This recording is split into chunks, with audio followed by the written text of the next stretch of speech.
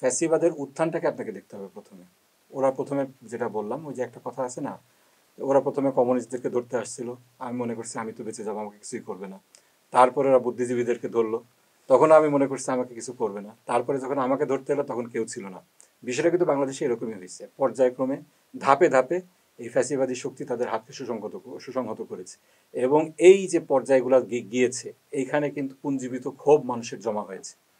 এবং সব শেষে যখন তারা সাধারণ জনগণকে নির্বিচারে গুলি করা শুরু করলো, তখনই কিন্তু একটা বিক্ষোভ, এটা পুঞ্জীবিত ক্ষোভটার একটা বিস্ফোরণ হলো। এইখানে যখন একটা বিস্ফোরণ হয় এরকম করে, এই স্কেলে, যেখানে কোনো লিডারশিপ ছিল না, জনগণ স্বতঃস্ফূর্তভাবে মাঠে নেমে এসেছে। অবশ্যই পলিটিক্যাল পার্টিগুলোও এখানে ছিল। বাংলাদেশের সবচেয়ে বড় পলিটিক্যাল পার্টি যেটা বাংলাদেশ জাতীয়তাবাদী দল বিএনপি, তাদের সবচেয়ে বেশি ক্ষতি হয়েছে, এটা স্বীকার করতেই হবে। আন্দোলনে তাদের গত 16 বছরের কথা বাদই দেন, এই 36 দিনের আন্দোলনেও তাদের ক্ষতি সবচেয়ে বেশি হয়েছে। এরপরে সবচেয়ে বড় ছাত্র সংগঠন যেটা বাংলাদেশ ইসলামী ছাত্র শিবির, তারা পিছন থেকে যেভাবে সাপোর্ট দিয়েছে, তাদের যে কথাগুলো বেরিয়ে আসছে, এইগুলোকে তো আপনি ইগনোর করতে পারবেন না অবশ্যই। কিন্তু এখন যেটা যে মিননেসটা আমাদের মধ্যে, যে সংকীর্ণতা বোধ যেটা আমাদের মধ্যে দেখা যাচ্ছে এখন, যে আমি সব করেছি অন্য কেউ করেনি, এইটা মনে হয় ঠিক না।